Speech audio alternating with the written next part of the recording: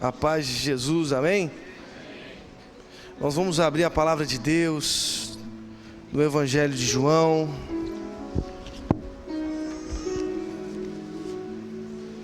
A partir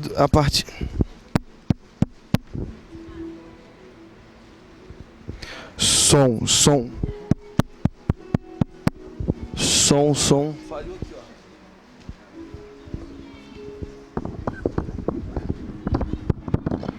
Som. Pronto. Evangelho de João, capítulo 14. Nosso pastor hoje está pregando numa outra igreja, por isso não está aqui conosco, mas tanto às 17 horas quanto às 19h30 ele vai estar aqui pregando também. Amém? Então, Evangelho de João, capítulo 14. 2 versos desse evangelho desse capítulo do evangelho nós leremos o verso 8 e o verso 9. Evangelho de João, capítulo 14, verso 8 e 9.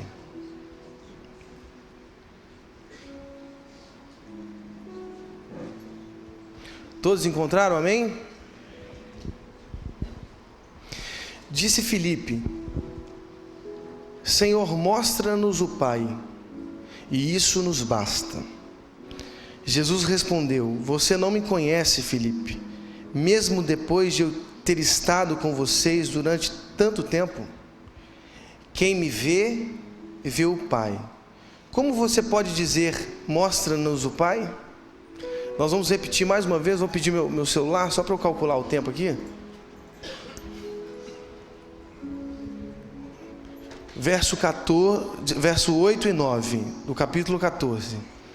Disse Filipe: Senhor, mostra-nos o Pai, e isso nos basta.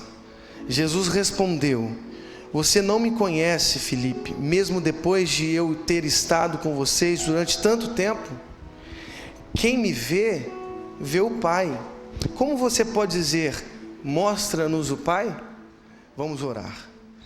Senhor, fale conosco, que a tua face seja vista aqui nessa manhã, em nome de Jesus, amém. No fundo, o ser humano está procurando, tal como aquela mulher que varreu a sua casa, que arrumou os móveis, numa ansiedade de encontrar aquela dracma perdida. Deus nos procura, e da mesma forma que Ele nos procura, e aí está aí uma das óbvias qualidades desse Deus que foi colocado em nós, porque nós fomos criados à imagem e semelhança desse Deus. Da mesma forma que Deus nos procura, nós o procuramos, com a mesma diligência. Nós arrumamos os móveis, varremos o nosso lar, a nossa casa, o nosso coração, a nossa alma, o nosso interior, porque no fundo, procuramos o Pai. Nós queremos ver o Pai, esse é o anseio humano. Até mesmo os ateus procuram o mesmo Pai. Quando eles dizem não há Deus e afirmam categoricamente, com a força de suas filosofias, no fundo, inconscientemente, estão procurando o mesmo Pai que nós procuramos. Eles apontam para o mesmo horizonte que apontamos e dizem, não há uma presença nesse horizonte. Nós dizemos, há uma presença nesse horizonte. Mas no fundo, tanto o ateu quanto os crentes que confessam Jesus como Senhor, apontam para o mesmo horizonte. Um horizonte que me convida, que convida o ateu, que convida qualquer ser humano, nessa busca, nessa diligência, nesse varrer de casas e móveis, de arrumar os móveis, procurando o mesmo horizonte. Nós procuramos o Pai. Filipe é esse discípulo, que no fundo mostra e nos revela esse desejo eterno do ser humano de encontrar um Pai. Senhor, mostra-nos o Pai. E por que nós procuramos esse Pai? Porque há um infinito Como dizia Pascal, há um infinito grande no coração humano. Há um vazio muito grande em nossos corações, que só pode ser preenchido pela presença desse Deus que preenche esse horizonte que nos convida. Nós corremos, andamos, vivemos os nossos dias, porque no nosso coração há um infinito que nos convida a encontrar com Deus, a encontrar com o Pai. Todos que estão aqui de manhã querem o Pai. Veja esses benditos telefones que tocam ao meio-dia. No fundo, é essa procura pelo Pai, amém? É o momento do avivamento. Vamos orar pelo momento? Senhor, aviva a nossa igreja, aviva os nossos corações, em nome de Jesus, amém. E desligue todos os celulares também. Continue a oração, né? Porque no fundo o nosso coração anseia por Deus.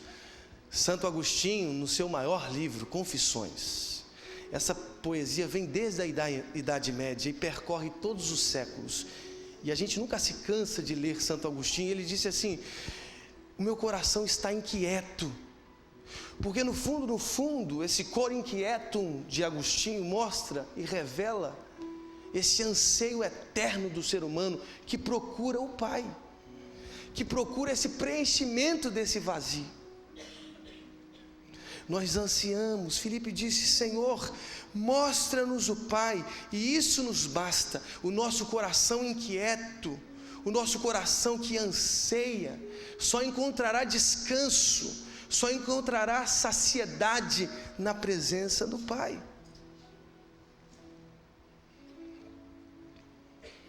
Nós procuramos o Pai, nós desejamos o Pai. O grande problema é o verso que se segue. Jesus respondeu: você não me conhece, Filipe, mesmo depois de eu ter estado com vocês durante tanto tempo? Quem me vê, vê o Pai. Como você pode dizer: mostra-nos o Pai? O nosso coração inquieto anseia, deseja ser preenchido, deseja ser colorido por uma existência cheia de Deus, cheia desse preenchimento, desse vazio que nos inquieta, que inquieta a nossa alma, porque no fundo ansiamos ser preenchidos por essa água viva, tal como lá em João capítulo 4, aquela mulher samaritana, naquele diálogo com Jesus, disse assim, Jesus falando com ela: você vai ser completamente saciada se você beber dessa água. Eu sou essa água. Nosso coração busca, anseia, milita diligentemente, varre a casa, procura ansiosamente por aquela dracma perdida, por aquela experiência perdida, por aquele primeiro amor, aquele encontro que tivemos com Deus. Nós ansiamos ser preenchidos pela presença de um Deus tão eterno, tão paterno, tão materno, tão amoroso, porque o nosso coração está inquieto. O problema é que nessa procura por Deus, por muitas vezes nós encontramos ídolos mudos, ídolos, construções que fazemos desse Deus, e aí o nosso relacionamento com Deus piora. Quando eu prego sobre isso, eu falo e penso no nosso relacionamento com Deus. Qual é o Deus que nos relacionamos? Qual é o Deus que nós procuramos diligentemente? Qual é o Deus que nós ansiamos? E a palavra de Deus disse: quem me vê a mim, vê o Pai. Quem vê as atitudes de Jesus, a face de Jesus, os movimentos evangélicos de Jesus, quem ouve as suas parábolas, os seus sermões, a sua ética do Sermão da Montanha, se relaciona com a pessoa do próprio Pai. Só há uma forma de vencer essa idolatria que nos persegue: nos relacionarmos com a pessoa de Jesus, nos relacionarmos com o Evangelho. Eu me lembro agora que nas férias que eu tive, eu estava viajando com a minha esposa, a minha sogra, meu sogro e tal, e eu coloquei para mim: eu quero ler o Novo Testamento. E durante as minhas férias eu li de Mateus a Apocalipse. E eu tive um encontro com Jesus lendo todo o Novo Testamento. E eu pude ver ali a face do próprio Pai através da pessoa do Filho. Porque quem nos aponta o Pai é o Filho. Quem me vê a mim, vê o Pai. Nós só nos relacionaremos perfeitamente com Deus se conhecermos a face de Jesus, se ouvirmos as parábolas de Jesus, se percebermos os movimentos na história de Jesus, desde o seu nascimento até a sua morte e ressurreição, na forma da relação dele com os outros, com os próximos relevantes. Desde a Galileia até a Jerusalém, Jesus se relacionava, amava, incluía, respeitava.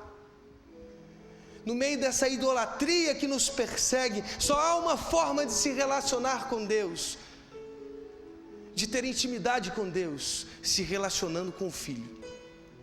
Quem nos aponta ao Pai é o Filho. Aliás, infelizmente, a igreja cristã por séculos apontou um Deus falso, um Deus incapaz de ter misericórdia por erros, um Deus malvado, um Deus moralista. Aliás, o ateísmo moderno, no fundo, é filho desse moralismo que nós forjamos durante 19 séculos.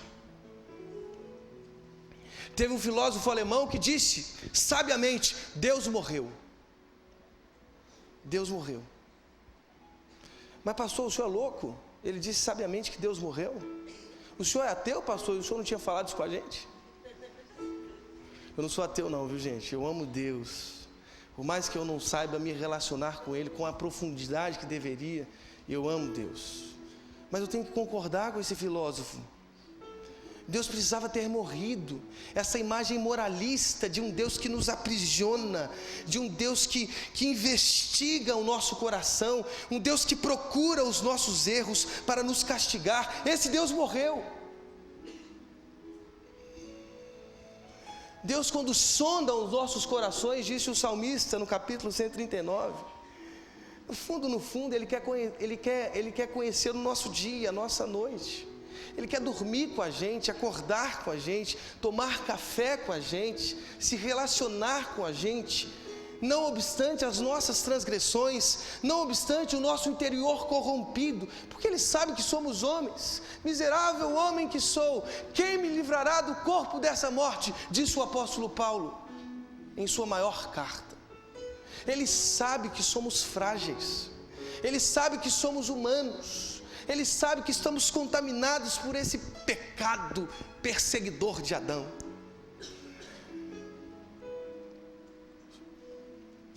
Somos gente. Esse Deus moralista, esse Deus que investiga com as suas pálpebras incansáveis os nossos erros para nos castigar, para lançar do seu trono os castigos, as consequências malévolas, malignas, malignas. Esse Deus morreu no século XIX. Que reviva então o Deus da experiência de Cristo. Quem me vê a mim, vê o Pai. Não nos relacionamos mais com essa imagem corrupta, construída por séculos em nosso cristianismo, porque quem mostra o Pai é o Filho, e o Filho pegou as pedras da Inquisição, no capítulo 8 de João, e disse, quem não tiver erro, atire a primeira pedra. Dos mais velhos aos mais novos, todos foram envergonhados e foram saindo daquela inquisição moral judaica, e eles foram lançando as suas pedras, porque no fundo, a resposta do Evangelho é a resposta de Jesus. Ele disse para aquela mulher, mulher, ninguém te condenou? E ela disse, não, Senhor, nem eu te condeno, vai e não peques mais. Infelizmente, as construções que temos no nosso interior, no nosso coração, não é daquele Deus saboroso dos evangelhos. 2 rabinos eram conhecidos na época de Jesus, um se chamava Hilel, outro Shammai. Esses 2 rabinos, eles construíram com uma inteligência sobrenatural interpretações da lei. Tanto Hilel, esse grande rabino, quanto o Shammai, através dos seus estudos, escrutínios, construíram uma interpretação da lei, que se chamava jugo. O jugo desse intérprete, o jugo do rabino.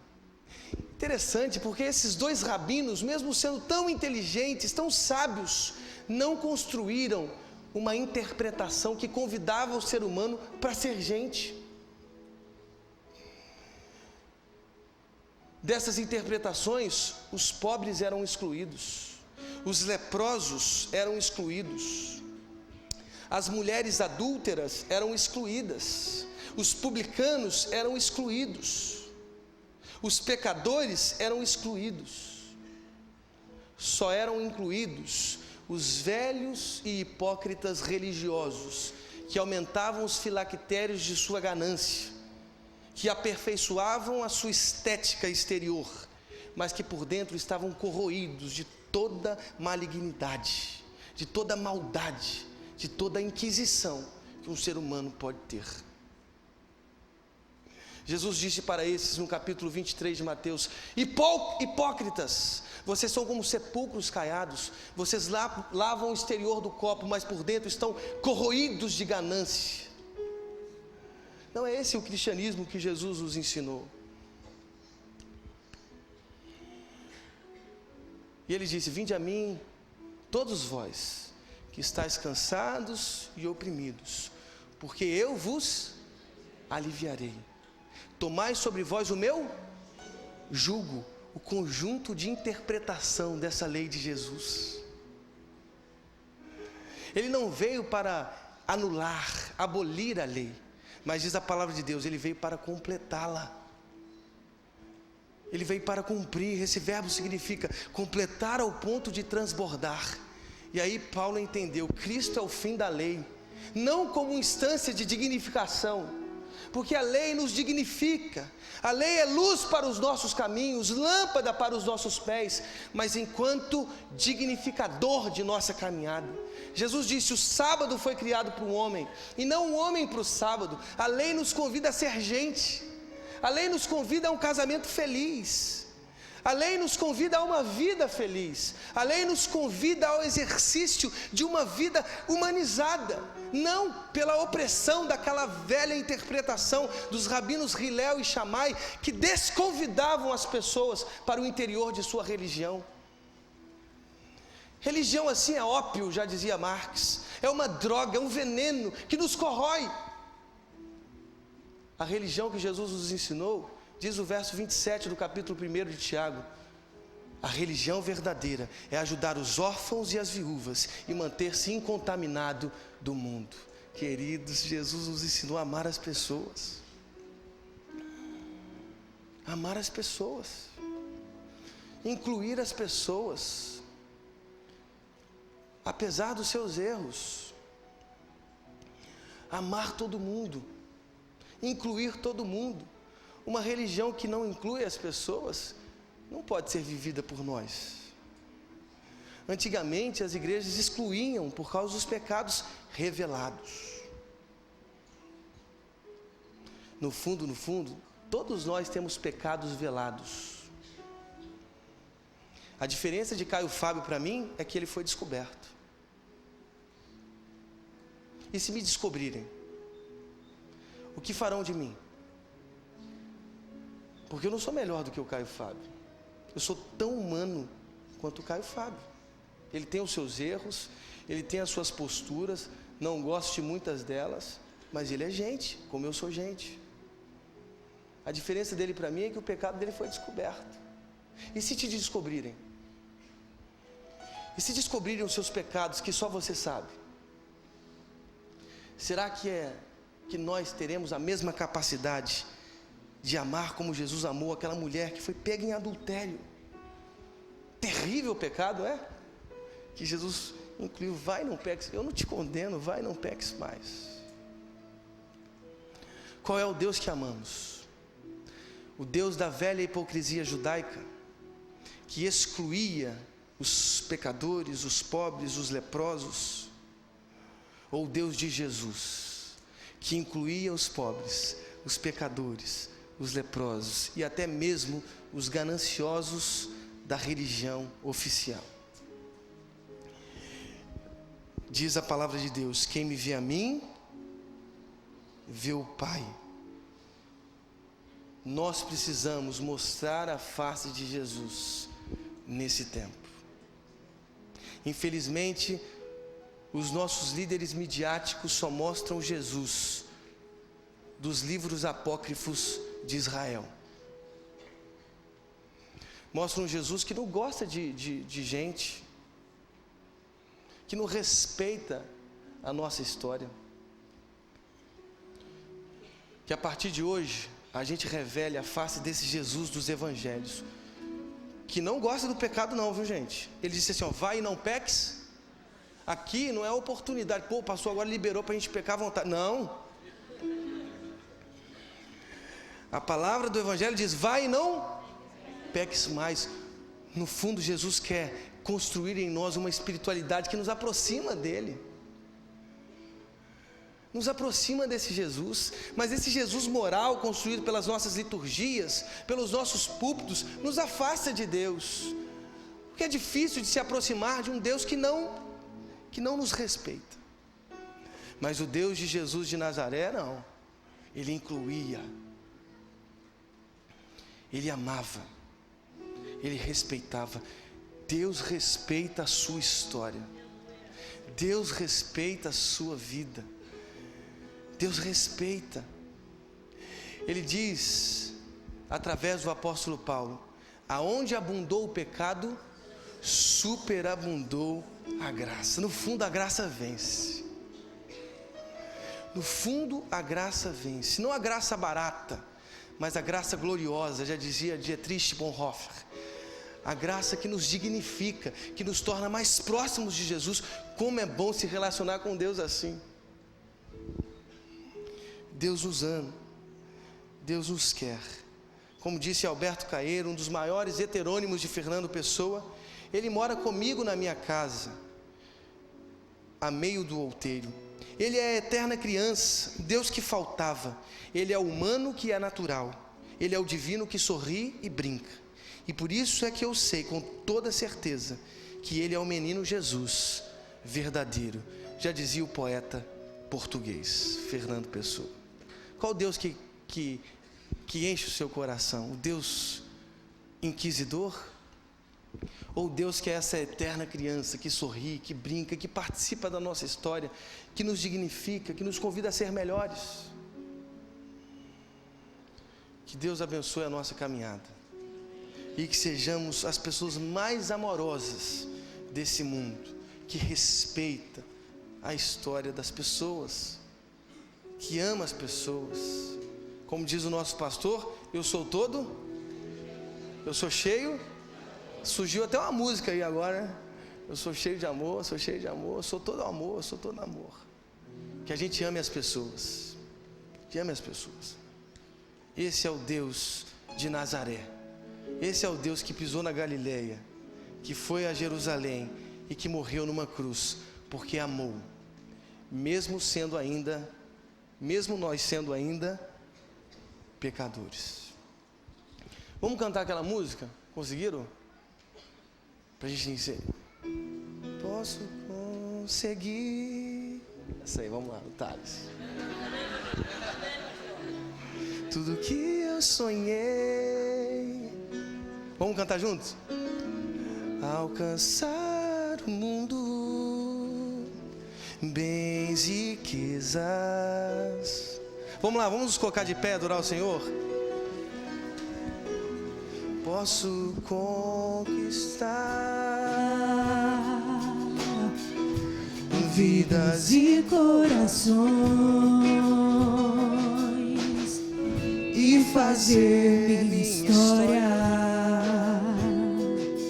Vamos adorar o Senhor. Construir meus castelos com minhas próprias mãos.